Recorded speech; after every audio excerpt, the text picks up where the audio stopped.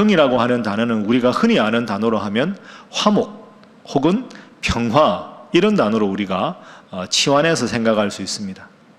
사람과 사람 사이에 평화롭게 지낸다 하는 것에는 두 가지 차원이 있습니다. 먼저는 개인적인 차원이죠. 내가 스스로가 늘 평화를 위해서 힘쓰는 자가 된다 하는 것이 개인적인 차원이고, 이걸 보다 적극적으로 사회적으로 적용을 해본다면 사람과 사람 사이에, 그리고 내가 속한 집단과 저쪽 집단 사이에 다툼이 있고 갈등이 있을 때 적극적으로 중재해서 그 불편한 관계를 해소해서 평화로운 관계로 만들어간다. 평화를 일구어가는 자가 된다. 영어로 흔히 피스메이커라고 합니다. 그게 바로 오늘 본문의 말씀입니다. 그래서 우리 예수님께서는 화평하게 하는 자가 복이 있다. 저희가 하나님의 아들이라 일컬음을 받을 것이다. 이 말씀은 너희가 먼저 화평을 도모하고 화평하게 하는 자가 되어라, 이렇게 우리에게 7번째 복으로 말씀을 해주셨습니다. 이 화평하게 하는 가장 훌륭한 모범, 그 모범이 바로 우리 예수님이셨습니다. 우리 예수님의 삶을 에베소서 말씀에는 이렇게 요약을 하고 있습니다. 에베소서 말씀에 이제는 전에 멀리 있던 너희가 하나님과 우리 사이의 죄악으로 멀리 우리가 하나님으로부터 벗어나 있던 우리가 예수님의 십자가 보혈로 가까워졌다. 그래서 예수님은 우리의 화평이시다. 둘로 하나를 만드사 원수된 것, 곧 중간에 막힌 담을 자기 육체로 다 허셨다. 주님은 하나님과 우리 사이에 화평을 도모하셨다. 여러분, 제가 말씀드린 대로 하나님은 우리를 사랑하셔서 만드셨습니다. 그런데 우리는 하나님이 가장 싫어하는 죄를 짓게 되었습니다. 그러니 하나님은 죄와 함께 하실 수 없는 분이니 하나님과 우리 사이에 그 가까운 관계가 멀어졌습니다. 그런데 이 멀어진 관계를 다시 회복하기 위해서 오신 분이 예수님이십니다. 그래서 예수님의 십자가라고 하는 이 다리를 건너가면 우리가 하나님과 우리 사이에 다시 화목하게 된다. 그래서 예수님은 화목, 화평의 가장 훌륭한 모범적인 삶을 우리에게 보여주고 있습니다. 그래서 오늘 본문은 이 예수님처럼 우리도 화평하게 하는 자가 되어라. 화평하게 하는 자는 복이 있나니 저희가 하나님의 아들이라 일컬음을 받을 것이다. 그럼 화평한 삶을 살면 하나님의 아들이고, 화평한 삶을 살지 않으면 하나님의 아들이 아니다, 이런 뜻이 아니고, 우리 예수님께서 우리에게 보여주신 삶이 하나님과 우리 사이에 화평의 관계를 다시 만들어 주셨으니 예수님을 구원자로 믿고 스승으로 믿고 따르는 우리도 마땅히 하나님의 자녀로서 이런 화평하게 하는 삶을 살아가는 것이 지당하다, 이런 뜻이 오늘 본문의 뜻입니다. 그래서 우리가 이렇게 정리를 할 수가 있겠죠. 하나님과 나, 하나님과 인류 사이의 평화는 누구로부터입니까? 예수님으로부터. 그러면 나와 이웃과의 평화는 누구로부터 해야 되겠습니까? 나로부터. 그죠? 하나님과 인류의 평화는 예수님으로부터. 나와 내 이웃과의 관계의 평화는 누구로부터? 그 사람으로부터가 아니라, 누군가로부터가 아니라 나로부터 화평이 시작되어야 한다. 이것이 주님 말씀의 교훈입니다. 여러분 압니다. 참 어렵습니다. 이게 참 불편한 관계가 내가 먼저 사과하고 용서를 구해서 화평하게 된다는 게 참 어렵습니다. 내 힘으로 안 됩니다. 자존심으로 안 됩니다. 그러나 여기에 영적인 원리가 숨어 있습니다. 어릴 적에 그런 장난 여러분 많이 해보셨습니까? 아주 햇볕이 쨍쨍 내리쬐는 날, 그 돋보기로 이제 그 햇볕을 이렇게 초점을 맞춰가지고 신문지 같은 데 이렇게 딱 초점 맞추면 햇볕, 그 뜨거운 햇볕이 돋보기의 초점을 통해서 신문지 같은 데 닿으면 신문지에 연기가 나서 불이 탑니다. 와, 신기하다. 어릴 적에 그러고 참 많이 놀았는데요. 마찬가지입니다. 내가 내 힘으로는 화목하게 살아가는 것, 화평하게 하는 게 참 어렵습니다. 그러면 내 삶의 근원이 되시는 돋보기가 초점을 모으듯이 햇빛의 초점을 통해서 그 신문지를 태울 수가 있는 거죠. 내 힘이 아니라 하나님께서, 예수님께서 보여주신 그 사랑의 능력을 힘입어서 내가 용서할 수 없는 사람을 용서하고, 내가 먼저 사과하고 내가 먼저 안아주고 포용하고 그런 삶을 살아라. 그래서 사실은 화평하게 하는 것은 나의 힘이 아니라 주님의 은혜로, 주님의 능력으로 가능하다 하는 것을 우리가 알 수 있습니다. 주님께서도 오늘 우리에게 분명하게 이 점을 명령을 하셨습니다.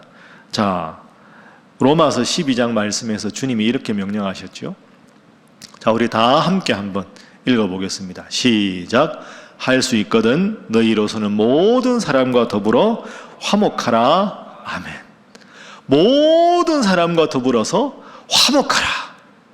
하고 싶으면 하라. 이게 아니라 화목하라. 주님께서 우리에게 명령을 하셨습니다. 자, 그럼 우리가 어떻게 하면 화목한 삶을 살아갈 수가 있을 것인가? 이 점에 대한 말씀의 교훈을 몇 가지로 나누어서 살펴보겠습니다. 자, 먼저 세상에서 말하는 화목, 화평, 평화와 주님께서 말씀하시는 평화가 다르다는 것을 우리가 기억해야 합니다. 오늘 본문이 속해 있는 이 마태복음은 학자들에 의하면 90년대 초반 정도에 쓰여진 책입니다. 90년대 초반이라면 그 당시에 이스라엘이 로마의 식민지였죠. 여러분 세계사 시간에 들으셨을 텐데 팍스 로마나라고 로마의 평화의 시기입니다. 그러면 그 시기가 과연 평화로운 시기였는가? 아닙니다. 로마의 평화, 팍스 로마나의 시기는 큰 전쟁이 없었다 뿐이지 엄청나게 많은 갈등과 소요와 폭력 사태가 참 많았습니다. 겉으로는 평화롭지만 속으로는 사회가 부정하고 부패하고 온갖 갈등이 극점에 다다라지고 부글부글 끓고 있는 그런 시기가 평화의 시기였습니다. 위장된 평화, 거짓 평화입니다. 자, 오늘날도 마찬가지입니다. 그런데 이런 세상적 평화와는 달리 주님의 평화는 그렇지가 않습니다. 우리 주님의 모습을 한번 여러분 떠올려 보십시오. 제자들이 배신하고 십자가를 이제 목전에 두고 있는 그 상황에서 우리 예수님은 너희는 마음에 근심하지 말라. 하나님을 믿으니 또 나를 믿으라. 말씀하셨습니다. 그 심각한 십자가의 그 죽음 앞에서도 하나님 주시는 평안으로 근심하지 말라. 나를 믿어라. 그렇게 말씀하신 것이 주님의 평안이고 주님의 평화입니다. 세상의 평화와는 전혀 다릅니다.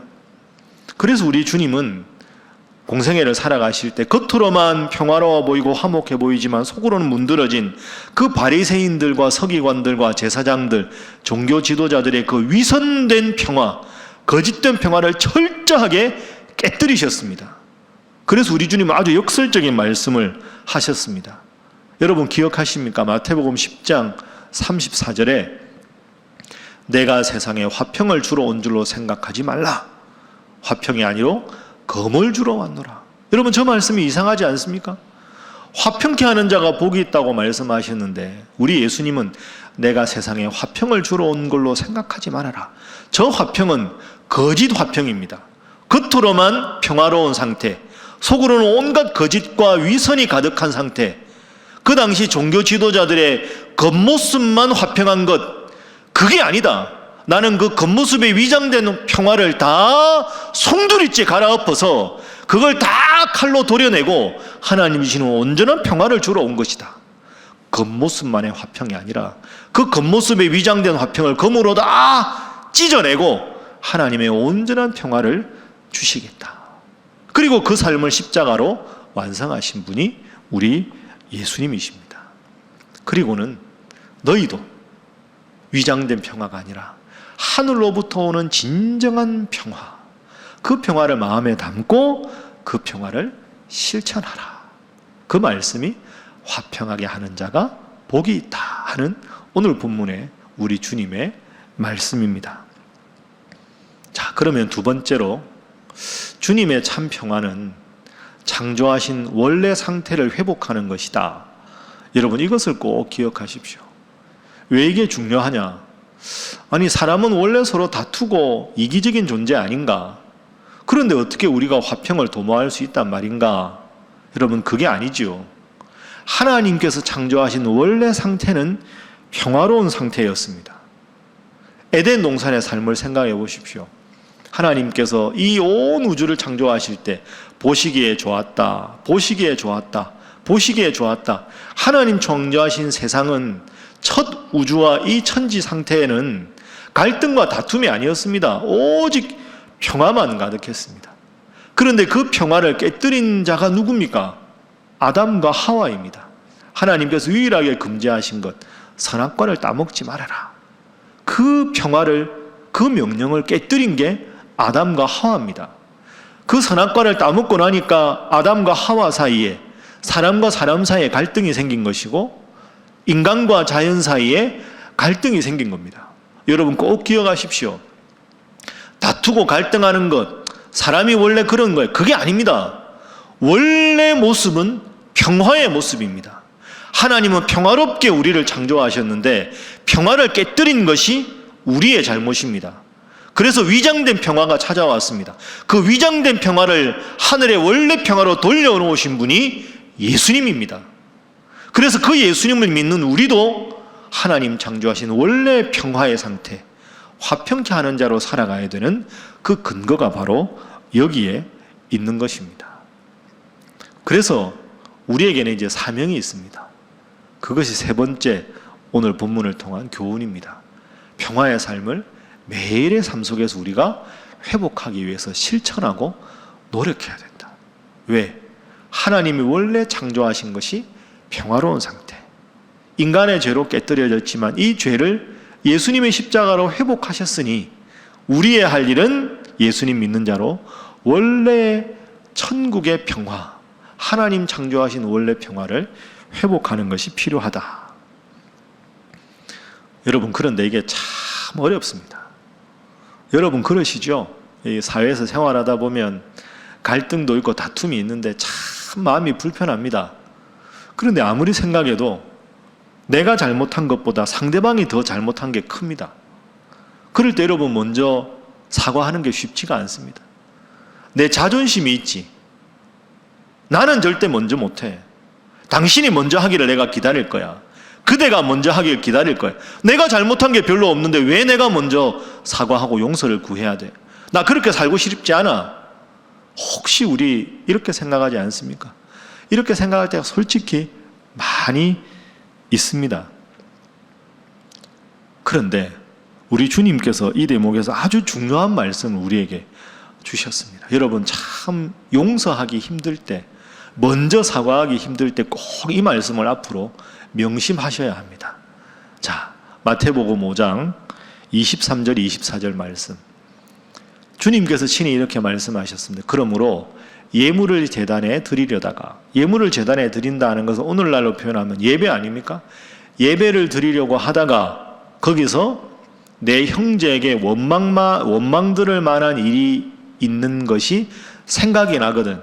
누군가와 불편한 관계 때문에 저 사람이 나를 미워하고 있다, 원망하고 있다는 생각이 들거든. 24절. 예물을 제단 앞에 두고 하나님 앞에 예배드리기 전에 먼저 가서 형제와 화목하고 그 후에 와서 예물을 드리라. 이렇게 말씀하셨습니다. 그러니까 하나님 앞에 예배드리러 나올 때 항상 모든 사람과 더불어서 화평한 상태로 하나님 앞에 나와서 예배를 드리라. 하나님은 평화로운 상태로 우리를 창조하셨으니 그 평화에 하나님께 예배드릴 때 누군가의 관계가 불편하고 누군가와 미움이 있고 성도 간에도 아픔이 있고 그러면 먼저 사과하고 먼저 미안하다고 말하고 관계를 회복한 다음에 와서 하나님 앞에 예물을 드리라. 여러분 힘든 일입니다. 참 힘든 일입니다. 그렇게 하기 참 불편하다 이런 생각 안 하십니까? 지금 여러분 이 말씀을 들으면서도 한번 떠올려 보십시오. 나와 지금도 여전히 불편한 관계에 있는 사람 없으십니까? 근데 주님은 그런 사람과의 관계를 다 먼저 가서 사과하고 용서하라는 겁니다. 먼저 하라는 거죠. 그런 사람이 없어야 된다는 겁니다. 그런데 여기서 중요한 건 나 저 사람은 안 됩니다. 저 사람은 내가 용서할 수 없습니다. 내 자존심이 있지. 저 사람은 못해요. 이건 선택의 문제가 아닙니다. 이건 주님의 명령이지요. 그렇게 하라 하고 명령하신 겁니다. 명령은 따라야 하는 겁니다. 그래서 용서와 사과는 선택의 문제가 아니라 마땅히 해야 될 일이다. 여러분 꼭 기억하십시오. 힘듭니다. 그러니까 여러분과 이 말씀을 지금 나누는 것 아닙니까? 이 말씀 꼭 여러분 명심하십시오. 이 구절 하나 소개합니다. 누가복음 7장 47절 말씀입니다. 이러므로 내가 네게 말하노니 그의 많은 죄가 사하여졌도다. 이는 그의 사랑함이 많음이라. 그 다음 구절 보십시오. 사함을 받은 일이 적은 자는 적게 사랑하느니라. 그러니까 하나님께서 나를 용서해 주신 그 죄 용서의 사랑을 깊이 느끼면 모든 사람을 사랑할 수 있는데, 내가 누군가를 사랑하지 못하는 이유는 하나님께서 나의 죄를 용서하신 그 사랑이 내 마음속에 깊이 넘치지 않기 때문에 우리가 사랑할 수 없다는 거죠. 제가 앞서 여러분에게 들었던 비유처럼 내가 돋보기 들고 초점 맞추는 게 중요한 게 아니라 그 햇볕을 내가 초점으로 맞추어서 햇볕의 능력으로 신문지를 태우는 것처럼 내가 하나님의 은혜를 깊이 느끼면 내 자존심보다 내 생각보다 하나님의 크신 은혜 때문에 내가 하나님의 능력으로 용서할 수 있고 사랑할 수 있다. 그런 존재로 살아가야 우리가 이 세상에 빛이고 소금이고 주님의 제자의 삶이 아니냐. 주님께서 오늘 우리에게 이렇게 말씀하십니다. 그렇습니다. 여러분 혹시 누군가와 지금 불편한 관계를 가지고 있습니까? 혹시 마음속에 미워하는 분 계십니까? 여러분의 인격 때문이 아닙니다. 상대방의 잘못 때문이 아닙니다. 근본적으로는 내가 하나님의 은혜를 깊이 느끼지 못해서 그렇습니다. 은혜가 풍성하면 하나님의 능력으로 용서가 가능합니다. 여러분 꼭 기억하십시오. 요한 1서에서 주님께서 이렇게 말씀을 주셨습니다. 빛 가운데 있다 하면서 그 형제를 미워하는 자는 지금까지 어둠에 있는 자요, 그의 형제를 사랑하는 자는 빛 가운데 거하여 자기 속에 거리낌이 없으나 그의 형제를 미워하는 자는 여전히 어둠에 있고 또 어둠에 행하며 갈 곳을 알지 못하나니 이는 그 어둠이 그의 눈을 멀게 하였습니다. 주님을 믿는 빛 가운데 거한다고 하면서 형제를 미워하면 어둠에 거하는 자다. 여러분은 빛 가운데 있으십니까? 어둠 가운데 있으십니까? 이 주님의 말씀을 우리가 깊이 새겨야 합니다. 특히 요즘에는 코로나19 때문에 이 사회관계가 많이 약화되었습니다. 그래서 여러분 말씀 들어보면 가정에서 자녀들과 이렇게 가족들끼리 보내는 시간이 아무래도 많아질 수밖에 없습니다. 여러분은 가족들하고 어떻게 지내십니까? 이런 상황에서 가족들과 더 화목하게 행복하게 지내십니까? 아니면 가족들과 시간을 보내다 보니까 더 이제 힘들어지고 불편하고 그런 감정이 많으십니까? 각자 방으로 밥만 먹으면 다 들어가서 방에서 뭘 하는지, 그냥 아이들은 컴퓨터 게임하고 핸드폰 갖고 놀고 엄마는 엄마대로 아빠는 아빠대로. 그래서 참 이 코로나19 한복판에서 가정에서 더 불편하고 어려운 그런 관계가 있는 그런 가정은 아니십니까? 여러분 부모 마음에 드는 자녀가 얼마나 되겠습니까? 부모가 보기에는 항상 답답한 게 자녀입니다. 왜? 미성숙해서 그렇습니다. 미리 예단하고 판단하지 말고 왜 우리 아이가 저렇게 행동하는가 자세히 한번 살펴야 되겠죠. 그래서 아이가 자신의 문제를 스스로 깨닫도록 해야 합니다. 여러분이 그 과정에서 자녀의 이야기를 들을 때 아주 경청해서 집중해서 그 아이의 말을 잘 들어보십시오. 어떤 문제가 있는지, 자기가 어떤 생각을 하는지 정말 집중해서 경청해서 아이의 말을 잘 들으십시오. 그리고 내가 부모라고 해도 혹시 자녀에게 너무 심한 말을 했거나 아니면 너무 매섭게 한 것이 있으면 자녀에게라도 사과하셔야 합니다. 그래서 부모 마음, 부모님의 그 조언이 자신을 위한 것이라고 진정성이 느껴질 때 그 자녀가 변화되지 않겠습니까? 이런 표현이 있습니다. 사과를 할 때는 체중을 실어서 하라. 참 멋진 표현이라고 생각합니다. 미안해, 다음부터 안 그럴게. 엄마 미안해요. 이제 안 그럴게요. 입술로만 하는 게 아니라 체중을 실어서 사과하라는 거죠. 아, 너 그렇게 생각했구나. 너의 마음을 잘 모르고 아빠가 너무 성급하게 말했구나. 이 점은 참 아빠가 잘못했네. 너 마음이 아팠겠다. 아빠가 진심으로 미안하구나. 체중을 실어서 눈을 보면서 집중해서 사과하십시오. 그런 일이 계속되면 자녀의 마음이 열리게 되고 부모님의 조언을 깊이 경청하면서 스스로가 문제점을 깨닫고 그 문제를 해결하도록 노력하지 않겠습니까? 잘 안 되면 다시 보듬어 주고 다시 격려하고 아빠 엄마가 위해서 기도할게. 그렇게 해서 살아가다 보면 가정이 화목해지고 부모님의 대화가 자신의 인생의 가장 값진 교훈이라고 자녀가 마음을 열게 되고 자녀의 미성숙한 이야기라도 끝까지 들어주는 부모님 때문에 부모님에 대한 자녀의 믿음이 생기게 되고 그 속에서 하나님께서 우리 가정을 지키셔야만 우리 가정이 행복해진다는 걸 깨닫게 되면 하나님 중심으로 더 아름답고 행복한 가정이 될 수 있지 않겠습니까? 여러분, 제가 한번 말씀드린 대로 저도 아들 둘을 키우는 입장에서 자녀를 키우는 건 손에 미끄러운 비누를 쥔 것과 똑같다고 생각합니다. 저는 자녀 교육에게 제일 좋은 비유라고 생각합니다. 미끄러운 비누 우리가 세수할 때 쥐면 너무 꽉 쥐면 비누가 어스러질 수 있습니다. 그런데 너무 살짝 쥐면 이 비누가 물에서 빠져나갑니다. 손에서. 적당하게 쥔다는 게 참 쉽지가 않지만 자녀 교육도 너무 올가매려고 하면 아이가 자존감이 약해지고 어스러질 수 있고 너무 자율적으로 맡겨놓으면 부모의 통제를 벗어나서 온갖 미성숙한 행동을 할 수 있습니다. 적당한 압력으로 하나님께 기도하면서 자녀를 위해서 경청하고 존중하고 용서하고 사랑하고 포용하는 것이 필요하다 하는 것이죠. 여러분, 저기 아프리카에 가면 어느 한 부족이 기가 막힌 풍습이 있다고 합니다. 아프리카에 아주 작은 부족이 있는데 그 부족은 1년에 어느 기간이 되면 용서의 주간이 있답니다. 용서의 주간. 용서의 주간이 어느 날짜를 박은 게 아니고요. 부족들끼리 생활하다가 오늘 날씨가 너무 좋다. 너무 아름다운 날씨다. 이런 날 잡으면 추장이 자, 우리 모이자 하면 그냥 한꺼번에 다 모인다는 거죠. 모여도 얼마 안 되니까.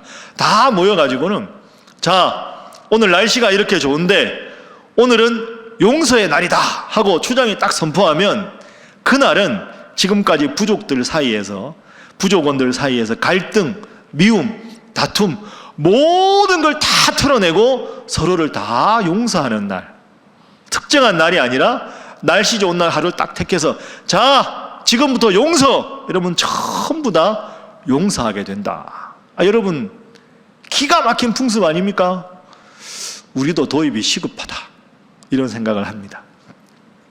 여러분, 하나님 앞에 예배드리기 전에 먼저 마음에 불편한 분이 있거든 사과하고 용서하고 하나님 앞에 예배하라고 주님께서 명령하셨습니다.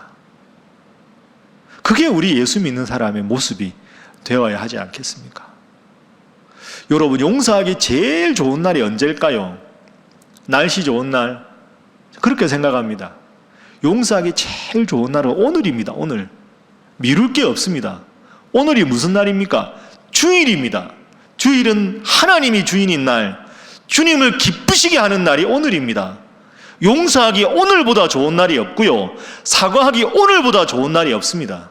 혹시라도 마음에 불편한 분이 있거든 용서하기 제일 좋은 날이 여러분 인생의 오늘이다 생각하시고 이제 새해 두 번째 주일인데 올 한 해는 오늘 주신 주님 말씀처럼 화평하게 모든 사람과 더불어 사랑하고 좋은 관계로 그럼에도 불구하고 사과하고 그럼에도 불구하고 용서하셔서 여러분이 가는 곳마다 우리 주님의 향기가 드러나는 귀한 여러분의 삶이 되시기를 주님으로 축복합니다.